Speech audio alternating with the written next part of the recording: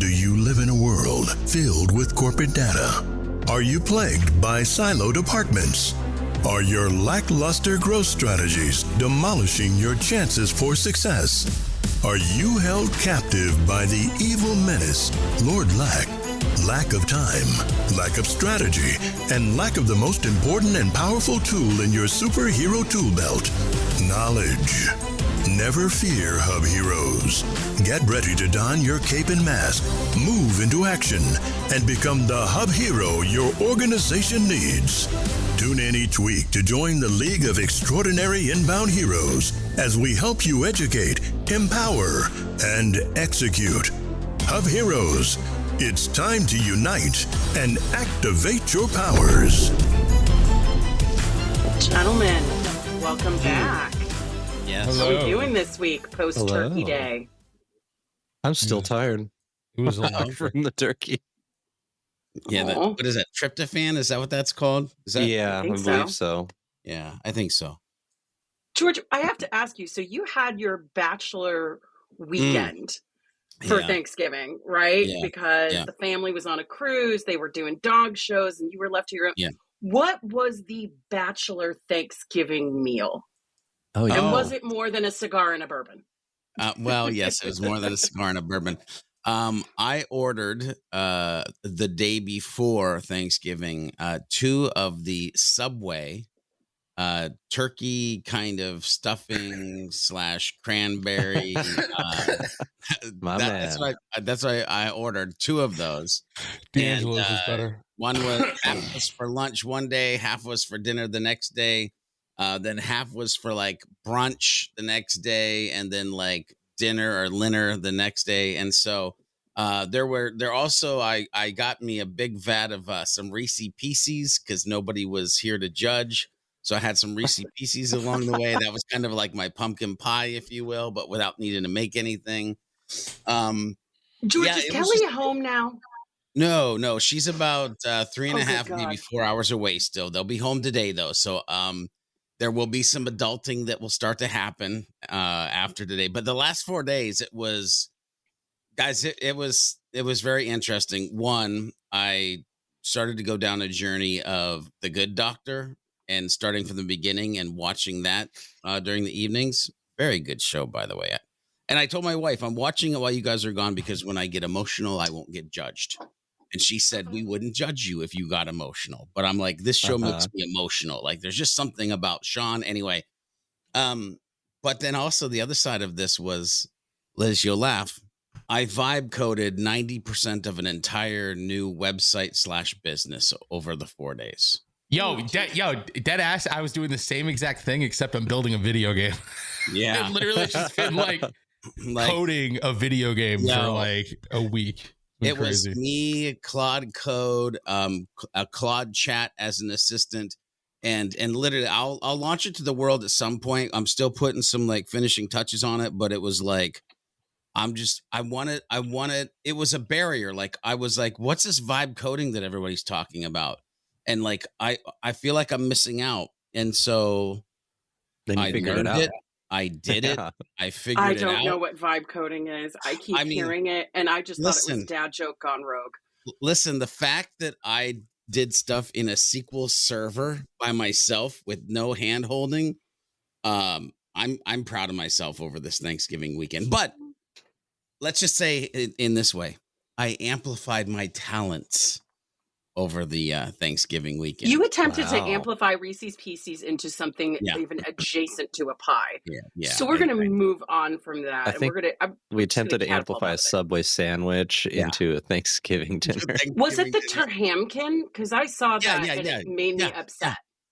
Yeah, it's the turkey, whatever. Yeah, it was literally turkey stuffing, cranberry sauce, like some onions, some other type of juju stuff they throw on there. But it was good.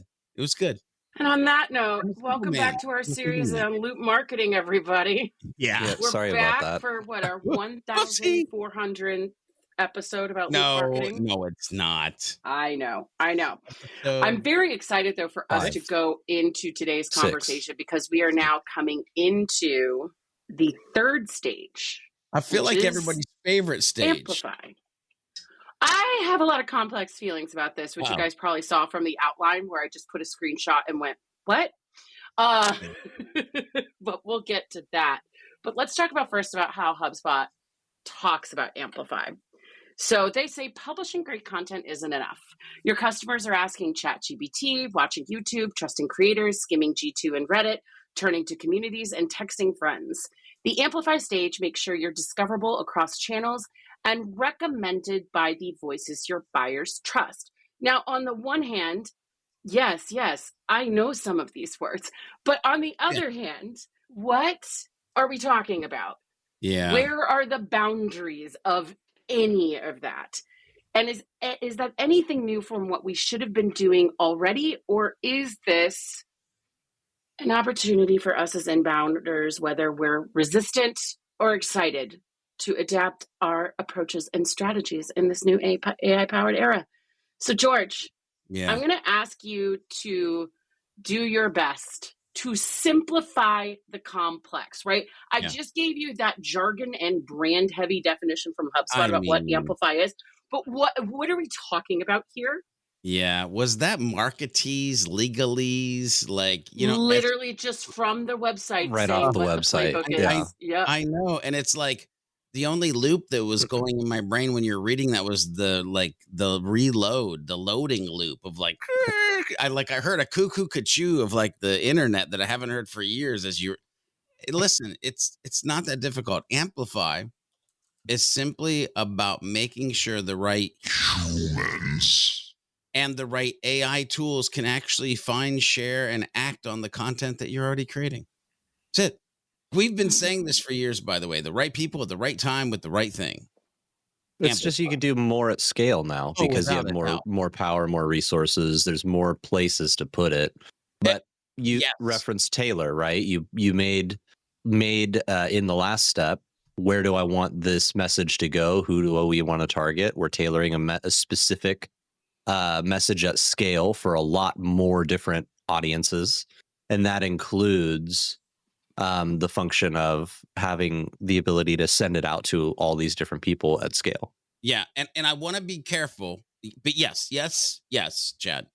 But I want to be careful here because what I don't want people to think is it's just about posting more. I'm not saying that it's about posting more. It's about posting the things and showing up where your buyers, AKA the humans, they're searching, where they're scrolling, where they're asking questions. What you don't want to do is create a bunch of posts, a bunch of content, and it end up in the content graveyard. You don't want that. So this is where I love, Chad, that you brought it. It's at scale, and it's knowing the places where it needs to be. Right? Mm-hmm. Good content, that's visible content. If we 4 words, by the way, Amplify. Good content, visible content. So, all right, well, I guess we're done. Let's go to the next one. We're done here. Bye. How are you feeling about it over there, bud? I mean, I don't know. Crack your cold one first. I find it first. Sus. Hold on. Uh-oh. Oh my God, that's so cold. Nicely done. That was refreshing. This is a vanilla cream slate protein shake. Wow. By the way. Yeah. By who? Slate. Oh, company called Slate. Yeah. Interesting. Is it weird that there's so much more in this stage than everything else? That is literally my next question, Max. You know what this stage feels like? They say, do marketing. That's what this stage feels like. Can I go ahead and jump ahead to that? I want to go ahead and jump ahead to that. Just do the marketing. Just do the marketing here. Because build your content strategy. Build your content strategy is a bullet point. Why? You want to know how they describe that bullet point? Dude? The bullet point is defined as this. Plan how this story will come to life across formats and channels. I'm sorry. What? They're in one bullet point, they're like, come up with your entire marketing strategy. This is so I am so schizophrenic on this loop marketing shit that 1 week I'm like, oh, this is kind of chill. And then I look a little deeper at this thing and it's just build your content strategy. And then you have one sentence underneath the drop down. So here's let me clarify for our listeners. Hold on. This is also what the problem was with the original Academy content around inbound, because they skipped over the whole. They're like, all right, build some content, and it's like, dude, that's the hardest part. Right? How did that ebook get created? Max, I need to interject here.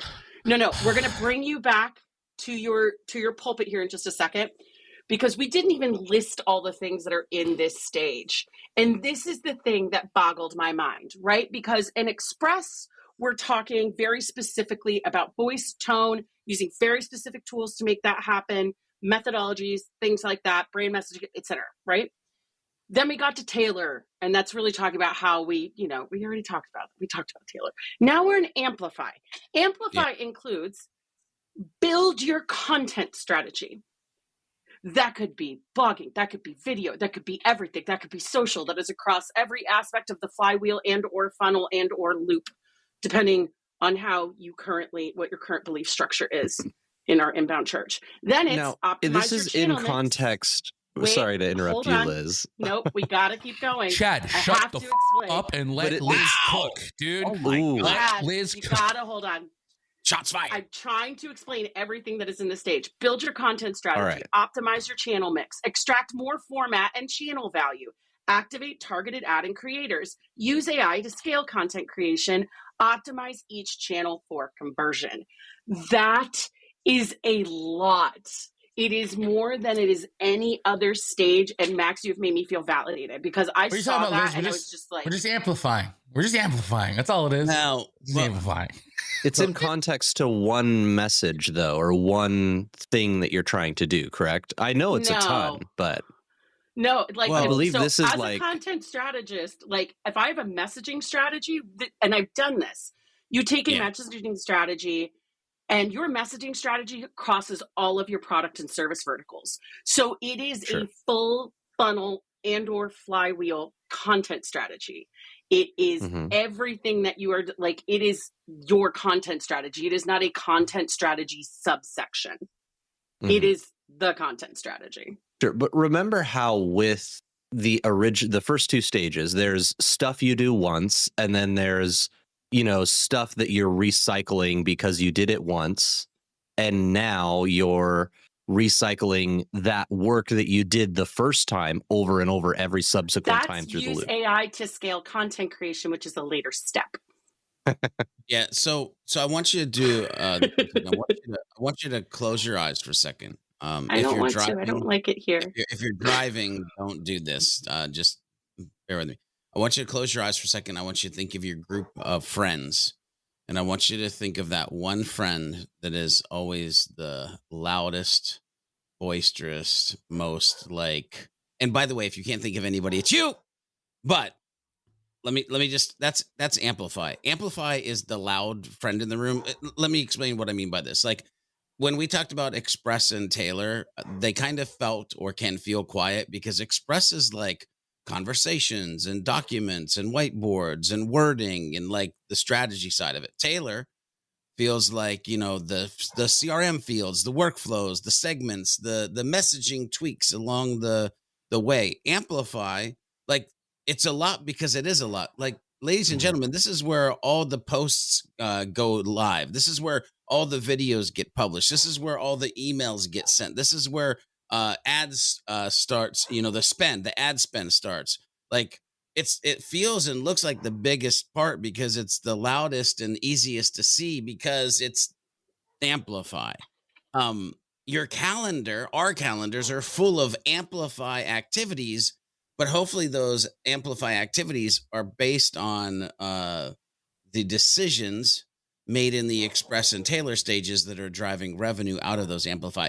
That being said, on the inbound stage, Kip Bodnar said, I'm an Amplify kind of guy, which makes you wonder if this is the reason it feels so big is this is the part that they baked out the most, in the understanding that they were going to circle back around to bake out the other three in the future. I don't know, but those are the kind of two places that my brain goes with this. Okay, so I'm going to say something very quick, and then I'm going to turn it over to Chad and Max, who will probably say something smarter and more succinct. I know I'm the mouth breathing resident content strategist on this podcast. Yeah. But George, there is one thing you have heard me talk about repeatedly. The one area where HubSpot, quite frankly, has not done a great job of educating how you're supposed to do the thing. Yeah. Right. And that is content strategy. For a long time, the way they talked about inbound, it was like, here's how you decide what the topics are. Kind of. Great big wizard from Sky makes content. Amplify. Right? Like it's always been this black box where like content is the most painful part of most inbound programs. It's where most inbound programs go to die. People want content. People don't want to create it. They constantly feel like they're having to reinvent the wheel when it comes to their processes, their standards. Like it needs to be a constant content machine. And they have never done a good job educating about it. They do a good job of telling you how to keyword research or maybe do this or maybe do that and then the optimizing. But the actual building and execution of a sustainable content strategy is not something HubSpot has ever done a good job of educating about.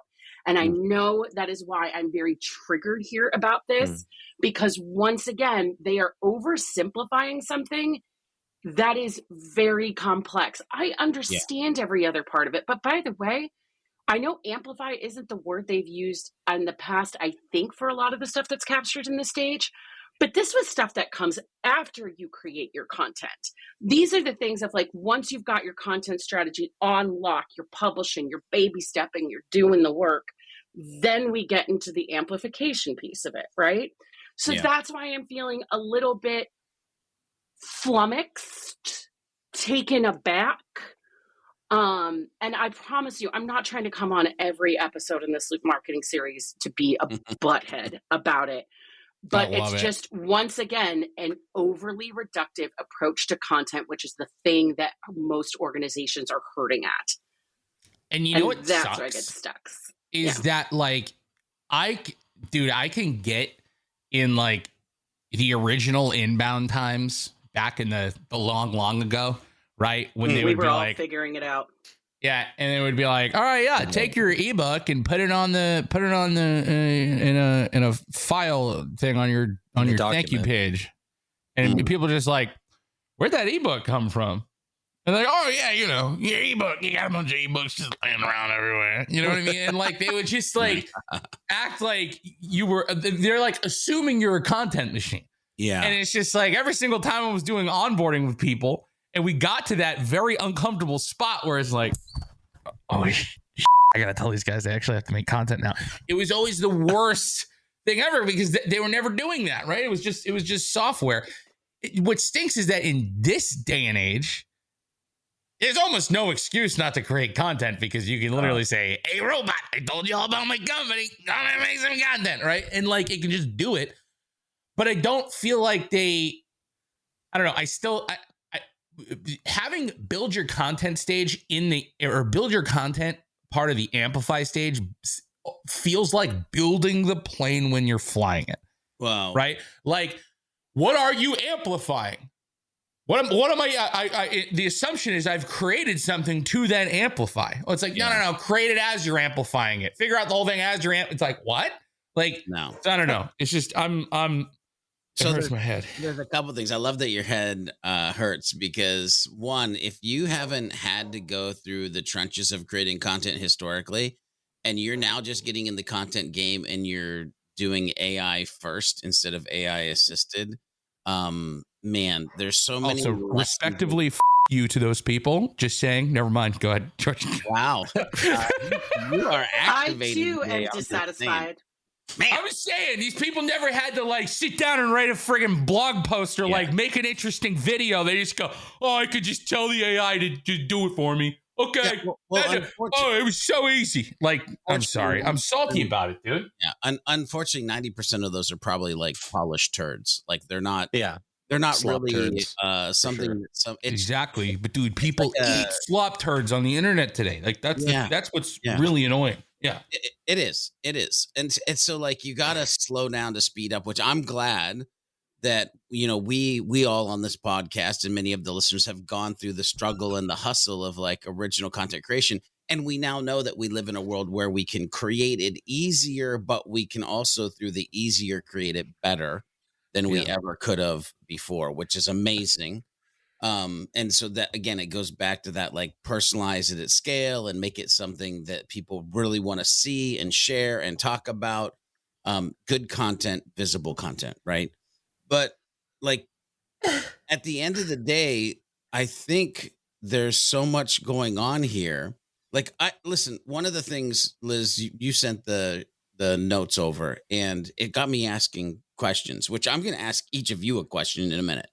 But it got me asking questions to my Loop marketing assistant. Yes, ladies and gentlemen, I literally have an assistant to try to figure all of this stuff out that I talk with on copious amounts of time. But I asked it, like, hey, what are all the ways that we should be thinking about amplifying in 2025 and 2026? And it spit out a list, and I'll make sure the list gets on the show notes.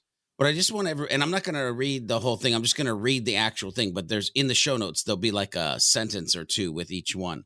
And I want you to realize the order in which it actually gave these two, right?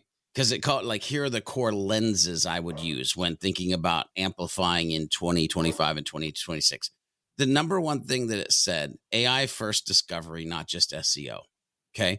Which means optimizing for LLMs, AI overviews. If you haven't checked out my friend's superschema.ai, or if you're not paying attention to how to actually add AI schema to your website with an LLM, by the way, that's one of the things that I vibe coded to this website, is it literally, I can press a button and it'll do the schema for me. Anyway, number 2, defend against zero-click search.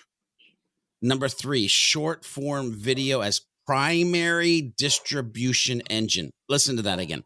Short form video as a primary distribution engine. Number 4, deep content plus autonomized micro content. Number 5, creators, employees, and customers as your media network. Oh my God. We have been preaching that since 2013. Get your employees to create user generated content. Like 6, own channels as your safety net. 7, new metrics for Amplify.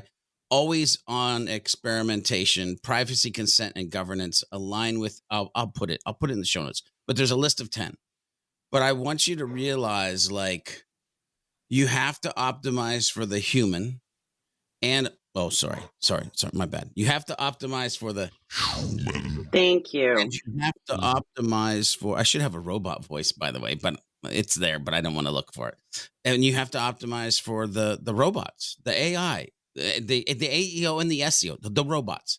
And so when you're thinking about this Amplify stage and you're thinking about this content creation conversation that we're having, like, hopefully your prompts or the way that you're building this has something along the lines of, please optimize for the reader first, then SEO and AEO along the way. And hopefully you're paying attention, like things like featured snippets and FAQs on each piece of content. Anyway, I digress. Can I ask a question to all three of you?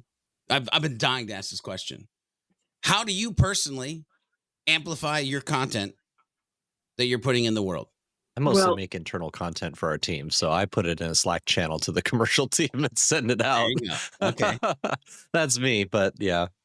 In a lot of different ways. I'm just thinking of one of my clients in particular. We have a very tailored newsletter. We have social channels. We do things for AI, SEO, or however you want to call it.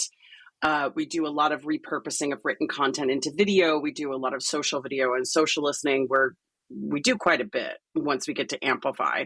And now that I'm not screaming or having an aneurysm, I think that's why I had such a reaction, because it's like Amplify also on its own is a big, heavy lift. And once again, it just kind of felt like we don't know where to put the creation of the content, so we're going to put it here. Good luck. But yeah, it's a lot of different ways. Each client I work with has their own strategy that's really targeted around understanding who the people are that they're trying to reach and serve and where they congregate, because they don't always congregate in the same places.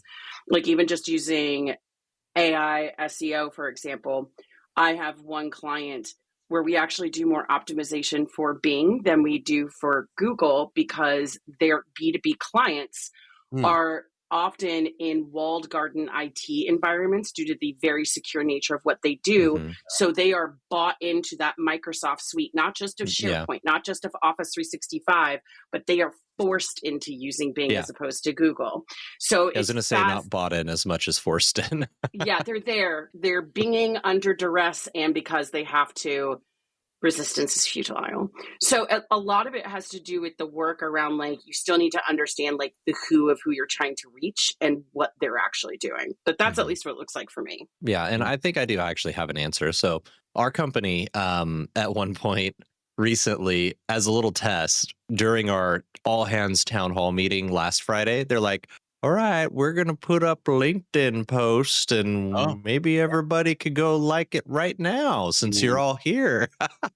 And that actually, like, our partners working with us on some marketing stuff was like, what happened to this post? Because we all liked it, but then it went far and wide because of that, surprisingly enough, because of the engagement right up front.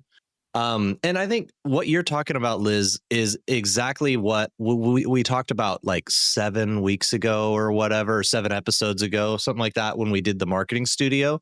Like, the new marketing studio inside of HubSpot is great because you can measure maybe one campaign with multiple channels in the one thing and see the conversion rates of all those different channels. It's like, what's really great is you get to visualize some of those pieces, and Marketing Studio is a piece of Amplify. So I figured it would be worth throwing a mention to that episode where we did a little screen share deep dive video action edition on Marketing Studio, at least as a cursory overview. And it's a lot easier to grasp, I think, Marketing Studio than traditionally campaigns were in the past, because you had to build the map in your brain before, right?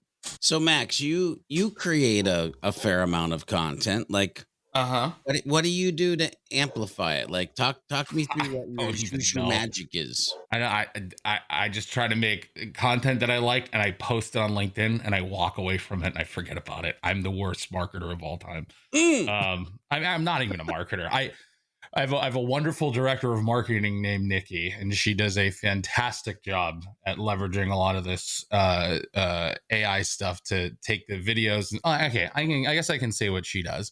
Because me and Dax, we just rip videos. We send them off to our video guy. He distributes them into different channels, and then Nikki goes and takes all that stuff and turns it all into like blog posts and short form and all this kind of stuff. And we go super hard on like vertical video and things of that nature, right? But it all starts with me and Dax creating a bunch of really high quality, sort of like, genuine video content, right? So and then it gets remixed in a number of different ways. And so you bring up a very valid point. And then, Liz, I'm hijacking this because I'm going to ask you a question.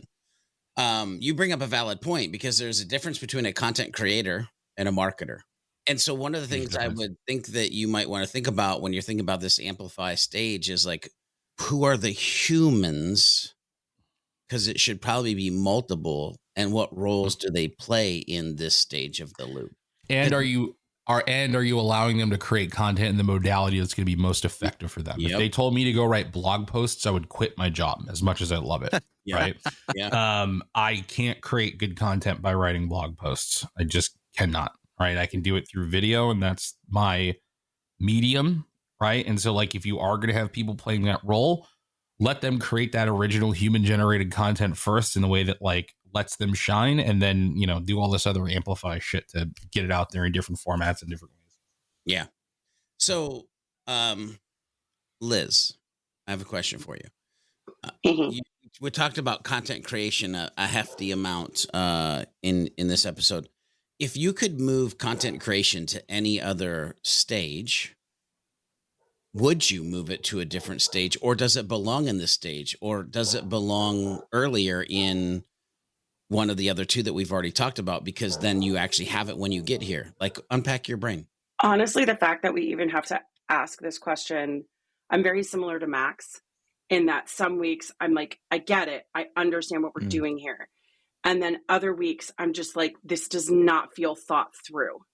Like the fact that we're sitting here, and I've had grievances in the past about ways things have been rolled out, but I've usually gotten there. I ended up loving the flywheel, although I'm one of those people who do not believe the flywheel and the funnel cannot coexist together. I don't believe they are mutually exclusive. But the fact that we are even here just makes me feel like I wish this had been more thought through. We are 4 very smart people, and it's taken us 6+ conversations to get through what is supposed to be a 4-step playbook. And I've said this a number of times across this series. I just have to say it again. Now, to answer your question, it's its own stage. Content, because it's not just content creation. Content creation is content production. That means you already know what your strategy is. Like if I'm thinking about, like if I'm a crazy wizard at HubSpot and I think about what it takes to run a content program that is successful, you need to have your messaging strategy first. You need to have all those little bells and whistles. You need to understand who you're for, what you solve better than anybody else, and what is it you're really going to focus on. You got to express yourself first. Then you got to do the tailoring. But content strategy is about, great, what is the actual strategy of what we're doing? But it's also building the processes. It's building your team. It's understanding what your standards are. It's understanding all of those little different things. I could see an argument. Taylor doesn't even make sense. Like, that's the problem. I'm trying to figure out a way where it could fit into the other ones. But I wish there was a third step between Taylor and Amplify that actually gave like a reasonable framework on how to create content, because if that's you know what your I'm talking about messaging there. is, you've tailored so you know who it is you say, okay, cool, these are the segments of people we're talking to. And then it goes into Amplify when it's like, no, there needs to be work in between those two stages where you're like, we know what our messaging is, we know who we have to talk to, make the shit, and then amplify it. Yeah. Right. Like they're glazing over. They're glazing over the whole like thing. It's right in between. Though. And you know what? Maybe that's appropriate that they're showing it as the first thing. Also, like, has there been like an academy course made on this yet? No, not that I know of. You think that's kind of funny? The only resource I know of. You think the only resource I know of? Like, I don't know where all the other content is about loop marketing. The only page I've ever gone to is this loop marketing playbook thing here, where I can get early access to loop resources, right?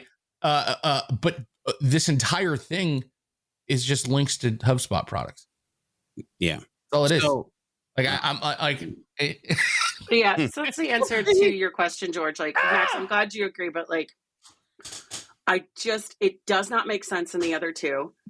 It is tacked on to the beginning of Amplify because it's like, well, we got to put content somewhere. It's its own thing. It always has been, and it's always been reduced by HubSpot.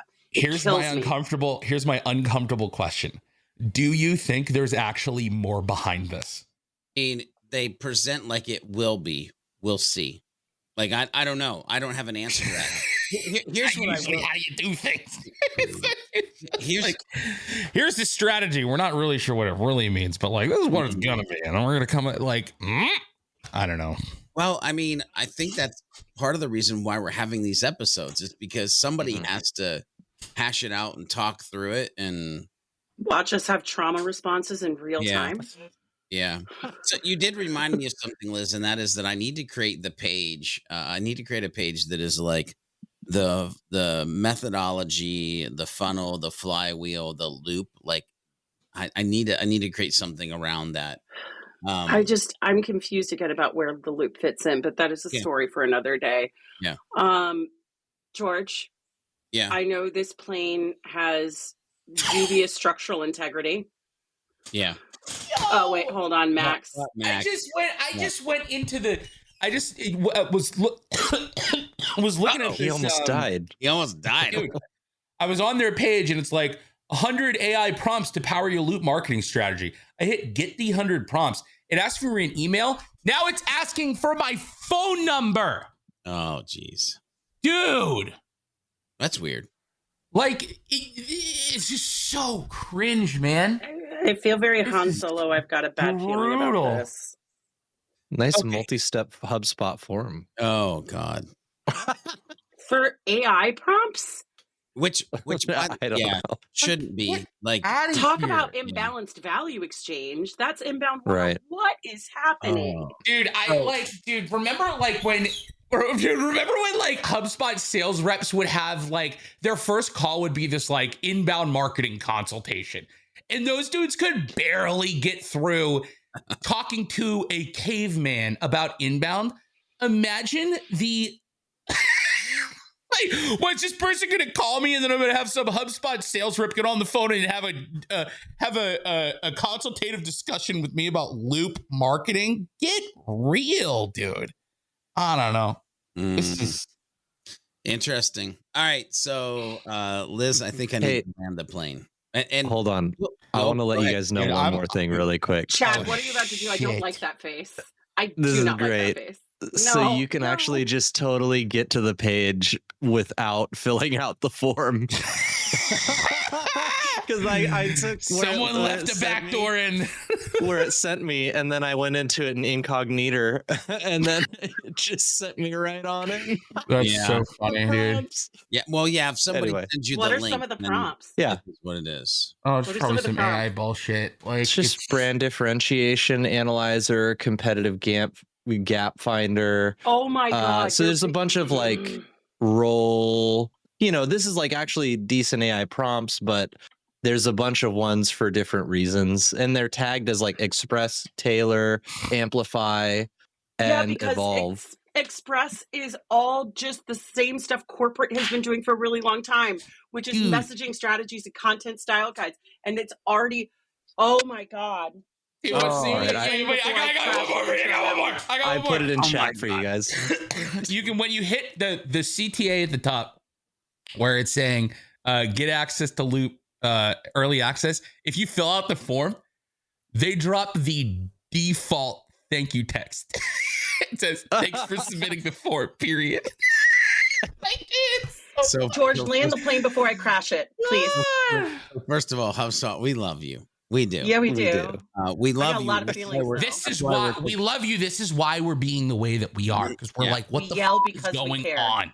Like, yeah, we love you. That's why we're having these conversations, and that's why we're trying to help like ourselves and others understand this. Now, here's how I'm going to land the plane. I don't know if we'll have a second episode on Amplify or not. We will, because we still haven't talked about any of the tools. Oh, okay. So we're gonna have a second episode on Amplify. I will tell you, if you get bored and you need something to do late evenings or while you're sitting on the toilet or over a weekend, I threw up a website about what I wished HubSpot would have launched, and you can go to looprevenuesystem.com. And it's a beta site, so it doesn't look that pretty. You can tell me if I'm full of crap. It is, yes, human powered, AI assisted. It's vibe coded, but dude, like this is where my brain goes as far as like I wish this is what they would have launched. This is also where I'm going to build that page for like the methodology, the funnel, the flywheel, and try to get something where we can visually see that. But here's how I want to land the plane today, is that if you're still stuck in a world where it's, hey, let's write great blog articles so that we can rank in Google and send some email posts and maybe do some socials today and call it a day, those days are gone. Right now, the humans that you're trying to hopefully help, they live on YouTube. They live in feeds, they live in communities, they live in AI answers provided by Google and LLMs and all of that stuff. And so Amplify and all the things that we're trying to unpack is literally how you're going to show up with purpose to the humans and the bots. Okay, Hub Heroes, we've reached the end of another episode. Will Lord Lack continue to loom over the community, or will we be able to defeat him in the next episode of the Hub Heroes Podcast? Make sure you tune in and find out in the next episode. Make sure you head over to thehubheroes.com to get the latest episodes and become part of the League of Heroes. FYI, if you're part of the League of Heroes, you'll get the show notes right in your inbox, and they come with some hidden power-up potential as well. Make sure you share this podcast with a friend, leave a review if you like what you're listening to, and use the hashtag HubHeroes Podcast on any of the socials and let us know what strategy conversation you'd like to listen into next. Until next time, when we meet and combine our forces, remember to be a happy, helpful, humble human, and of course, always be looking for a way to be someone's hero.